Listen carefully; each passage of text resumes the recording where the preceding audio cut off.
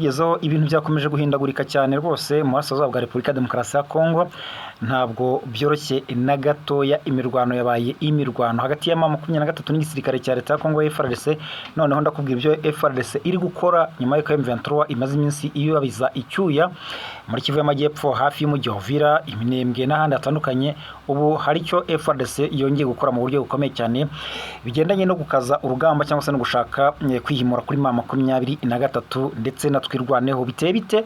Ndaje mbigarukeho. Ahantu bita Bibogobogo mw'abantu mwese beri habaye urugamba rukomeye cyane rw'amateka, ndetse rwose witwa General Yakutumba yakamijeje. Uyu nguyu akaba ari we uyobora wa mutwe witwa ngo ni Mai Mai Yakutumba. Biteye bite? Byose biri muri aya makuru ahino hitwa za Karingi. Aho ngaho ndahagaruka naho, hanyuma tuze kureba amakuru kuvuga ko Uvira haba hakozwe operation cyangwa se hazamwe drone zidasanzwe. Zaba ari zihe? Tujye Walikare Peti, hari amakuru ko havugwa y'imirwano. Hanyuma twihute cyane tuye ku makuru arebana, murabizi yuko mu byaganirwagaho mu Busuwisi harimo ibigendanye n'agahenge cyangwa se JVM hagati ya M23 n'igisirikare cya leta kugira ngo bahagarikeho imirwano, bityo habe haboneka inzira y'amahoro mu gihe runaka. Ibyo rero ntabwo byagezweho, ariko kandi harimo no guhererekanya imfungwa ndetse hashyirwaho n'igihe ntarengwa. Ese ubu ngubu biteye bite? Icyo gihe bigendanye no kuzihererekanya hagati ya M23 n'igisirikare cya leta bihagaze bite, cyangwa se n'ubutegetsi bwa Kinshasa? Turaje turebe rero uko byifashe nuko abasesenguzi bari kubigarukaho, hanyuma tugaruke ku makuru kuvugwa mu gihugu cy'u Burundi. Mwabyumvise ko Perezida Evariste Ndayishimiye yakamejeje mu guhindagura abayobozi batandukanye mu nzego nkuru, nyuma y'uko amaze iminsi ahindura ubuyobozi bukuru mu gisirikare, nyuma y'uko rwose bivuzwe ko n'abajenerali bakuru nabo umutima utari hamwe, kuko bavuga ko isaha n'isaha yabirukana, kuko murabizi ko mu yirukanye n'undi harimo abasirikare bakuru harimo nk'itwa General Baratuza aganeta musimbuza byihuse. Uyu rero akaba ari umuvugizi w'igisirikare cy'u Burundi. Ubu rero yamaze kongera guhindura inzego nkuru, harimo ndetse n'abaminisitiri na minisitiri w'umutekano. Abantu baravuga bati nyamara ibi bintu ntabwo ari gusa, kuko niba nyuma y'iturika cyangwa se nyuma yo gushya kw'intwaro hariya muri Kabaze, kuko mwanamaze kumva ko banatangiye kuzimurira igitaraganya bazihungishirizayo. Nyuma y'uko ibyo bibaye hariya rwose iminsi ishize hagahindurwa ubuyobozi mu gisirikare, bamwe bakirukanwa, hakabaho ndetse n'abishwe bikanavuga ko ngo impfu zabo zidasobanutse, nk'uwitwa Minisitiri Bugaga. Ubu ngubu hakaba na Minisitiri w'umutekano yahinduwe agashyirwa mu zindi nshingano. Abantu bari kuvuga bati biri gukorwa na Perezida Neva ntabwo ari gusa. Turaza kujya muri ayo makuru turebe abahinduwe ni bande, bimeze bite, hari kuvugwa iki, ni bande bari kugira ibyo batangaza. Byose biri muri aya makuru. Rero andi makuru ari kuvuga kuri FDLR. Abantu bari kuvuga bati ibya FDLR akabyo cyangwa se aka FDLR kaba kashobotse. Aya makuru rero n'andi agiye atandukanye yose turayagarukaho imwe kuri imwe, ingingo ku ngingo. We gusa noze kujya kure, kora subscribe, kanda like, kanda share, ubundi tukugezeho aya makuru mu buryo bwihuse. Gere nitwa Isaac neza. Reka tuyahere ahangaha, tuyahere hano muri Fizi hafi ya Bibogobogo Seberi. Haravugwa urugamba rwose rwaremye aho byakaze cyane, ndetse rwose ariko urugamba rw'ahangaha ntabwo twavuga ko ari urugendanye no guhangana hagati ya M23 ndetse na coalition ya FARDC nk'uko bisanzwe bigenda bahangana na ba FARDC nyine, FDLR, Wazalendo, FDNB n'abandi batandukanye, harimo na P5 ya Kayumba Nyamwasa. Ahubwo ikiri kuba ahangaha muri bice nkubwira za Bibogobogo cyangwa se hafi za Seberi, nuko uyu mugabo witwa General Yakutumba rwose biri kuvuga ko amereye nabi abaturage hariya rwose b'ababembe, Wazalendo be cyangwa se Wazalendo be nyine bica abaturage mu buryo bukomeye cyane, ku buryo hanabayeho ngo guhangana gukomeye hagati y'abaturage birwanaho bahangana n'aba Wazalendo, kuko ngo binavuga ko hajemo n'abahibu baza gufasha nyine uyu Yakutumba. Gusa intambara cyangwa se biri kubera ahangaha byo bikaba bitarasobanuka neza. Ndaza komeza kugenda mbibagezaho umwanya ku mwanya kugira ngo menye neza uko byifashe. Biravuga ko humvikanye mu rusaku rw'amasasu, bikavuga ko abaturage nabo ngo bamwe na bamwe bahunze, ariko kandi amakuru yaho akaba ataragaragara neza mu buryo bukomeye. Turaza kuyagarukaho, ahubwo Amakuru yandi aravuga ko ahitwa Iminembwe hongeye kuraswa cyangwa se gukoreshwa drone zirasa mu baturage b'abasivili. Bavuze ko ibi byabaye mu ijoro ryakeye ku munsi w'ejo, aho abaturage bagiye kumva bumva urusaku rwa za drone ahangaha rwose Minembwe zirasa mu buryo bukomeye cyane kandi kijyangakishije cyane nk'uko babitangaje, nk'uko bamaze iminsi banatabaza ngo nuko ibice byarashwemo nta musirikare wa M23 wari ubirimo, nta musirikare wa Twirwaneho wari ubirimo, ahubwo ari abaturage b'asivile n'ubundi baraswaga.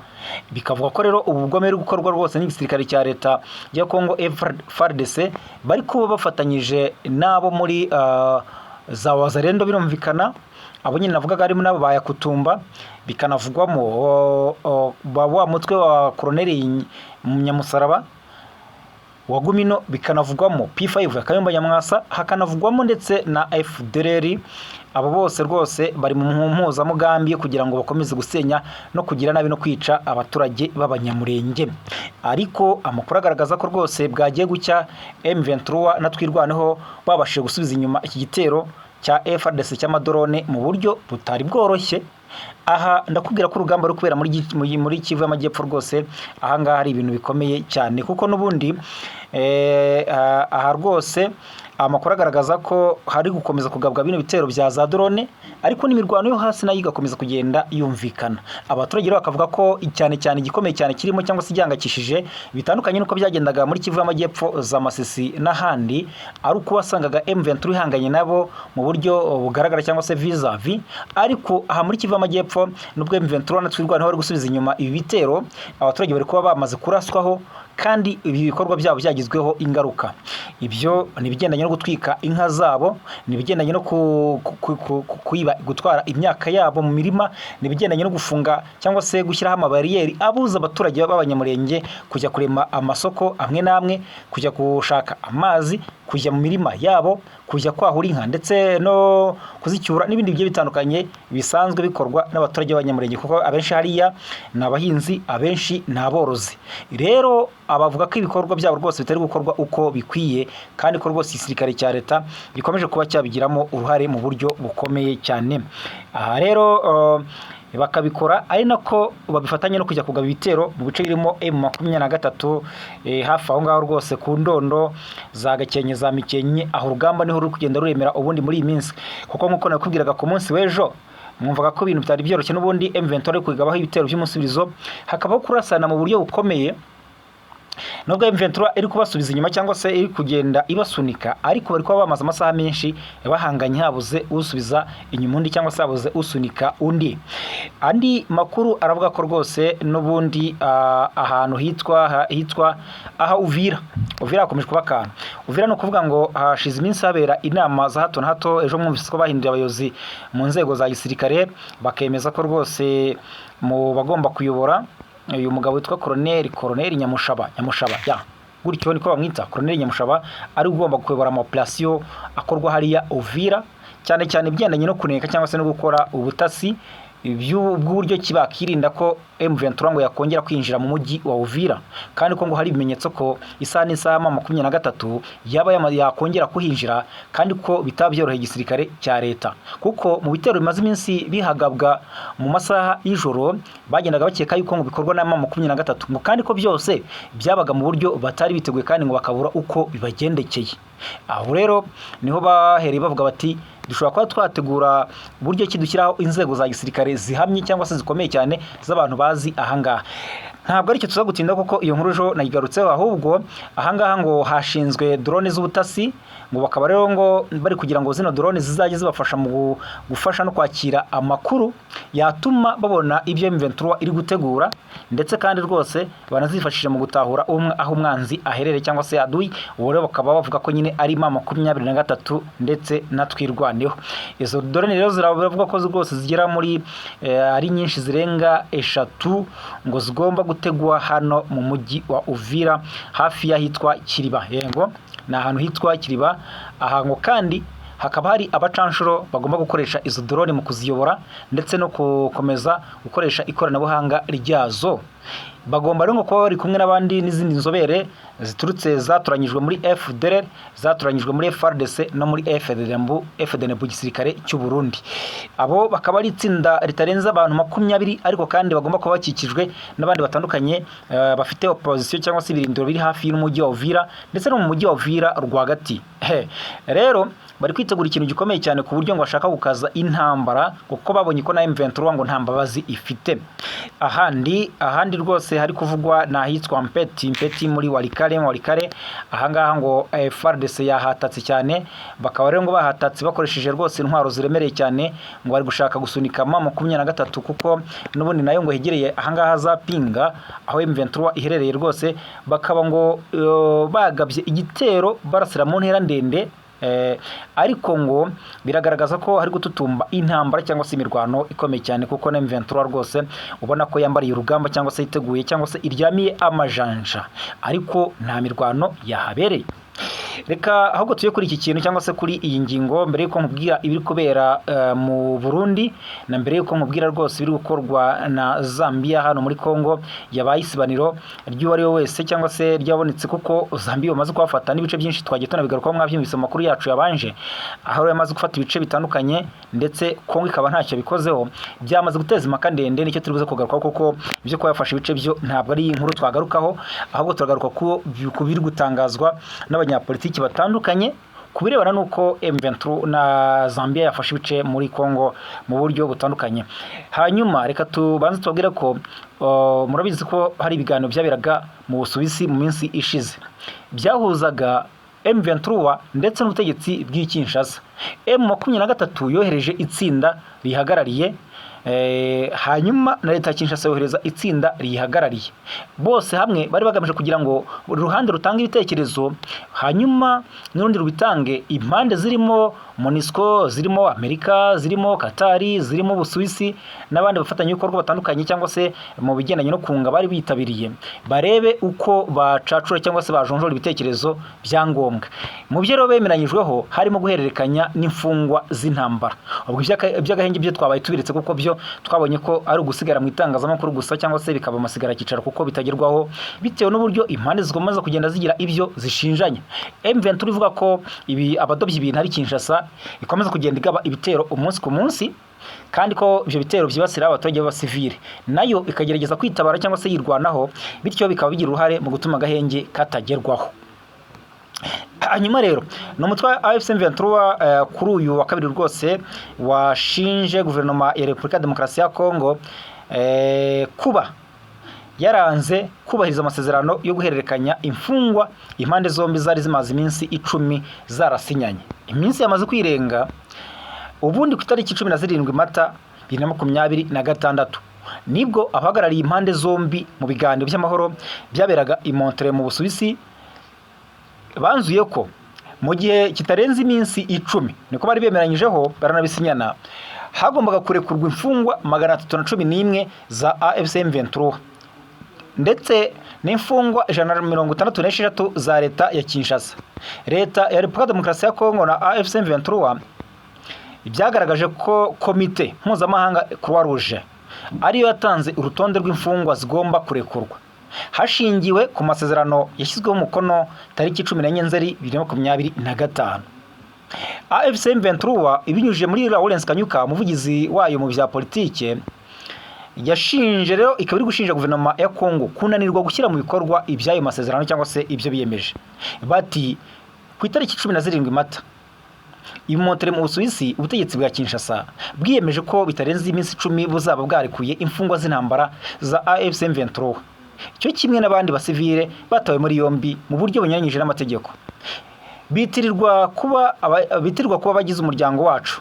Rero kuri wa kabiri tariki 28 Mata icyo gihe ntarengwa cyarangiye kandi nta mfungwa n'imwe igeze irekurwa. Kanyuka rero bavuze ko kuba ubutegetsi bwa Kinshasa bwaranze gushyira mu bikorwa ibyo bwiyemeje bigize gusuzugura no guteshuka ndetse no gutesha imbaraga z'abayobozi b'akarere n'abafatanyabikorwa b'uturere, ndetse n'ikimenyetso cy'uburiganya bwa politiki buranga ubutegetsi bwa Kinshasa.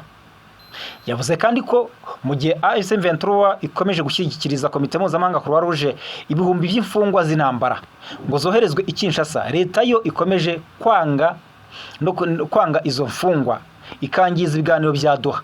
Ashimangira ko Kinshasa yahisemo intambara aho gushaka mu mahoro igisubizo cy'amakimbirane akomeje kubera mu burasirazuba bwa Kongo. Bavuze ko kandi bazakomeza kwirwanaho uko byagenda kose. Ni ibintu byinshi yanditse, ariko byose bihuriye ku kuba leta ya Kinshasa ikomeje gukorana na FDLR, leta ya Kinshasa ikomeje kugenda yica abaturage ba civile, ndetse ikomeje no kwanga ibyo bemeranyije birimo no kuba yaranze imfungwa z'intambara M23 yarekuye, ndetse no kwanga ko yo yarekura izo ifu yafashe turuka mu ruhande rwa M23. Hanyuma tuva hano muri Repubulika Demokarasi ya Kongo rwose nakubwira yuko n'ubundi amakuru yandi agaragaza ko rwose RFI iragaragaza ko ibibazo biri ku mipaka ya Repubulika Demokarasi ya Kongo birenze kure cyane ibiri ku mupaka n'u Rwanda. Biravuga ko abasirikare ba Zambia bigaruriye uduce tubiri two mu ntara ya Tanganyika.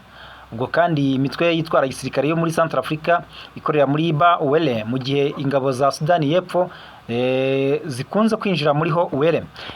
Muriro na Moba nitwo duce bafashe muri Tanganyika. Ibiro byateje impaka ndende cyane rwose ku buryo abanyapolitiki batavuga rumwe n'ubutegetsi bwa Kinshasa bahagurutse baravuga bati mumaze igihe mwikwa mu Rwanda ngo rwinjiriye Kongo, ngo rushaka gufata ibice, ngo rufatanya na M23, nyamara Zambia yinjira igafata ibice mu buryo bweruye ntacyo muri gutangaza.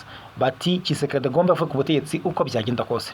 Mujye kumbuga nkoranyambaga rwose z'abatavuga rumwe n'ubutegetsi bwa Kinshasa maragenda mubona ibitekerezo byabo, uburyo bakamejeje bahagurukira Tshisekedi bavuga bati uyu nta mutegetsi urimo, bati Kongo nta muyobozi nta mukuru w'igihugu ifite rwose.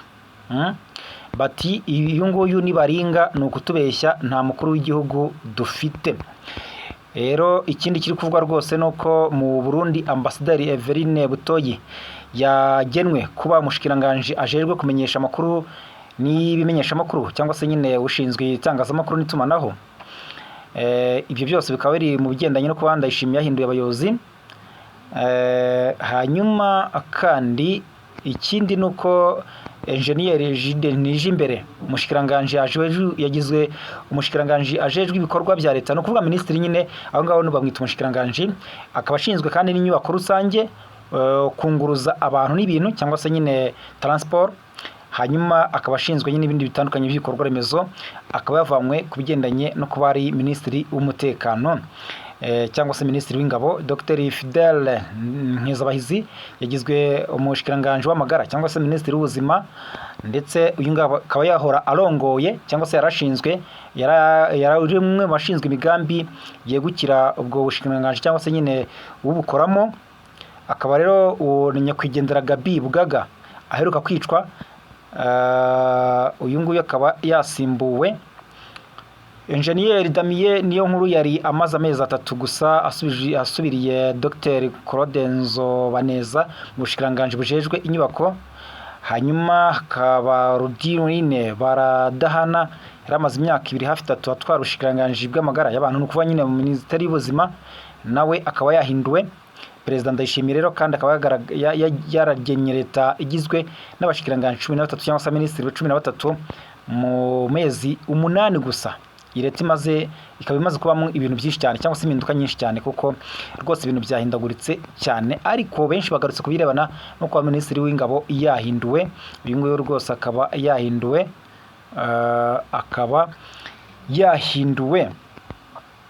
No kuvuga ko rero kugeza ubu Ndayishimiye akomeje kugenda yibazwaho kubirebana nuko amatora yegereje mu minsi iri imbere, bakavuga bati se bifitanye isano bimeze bite.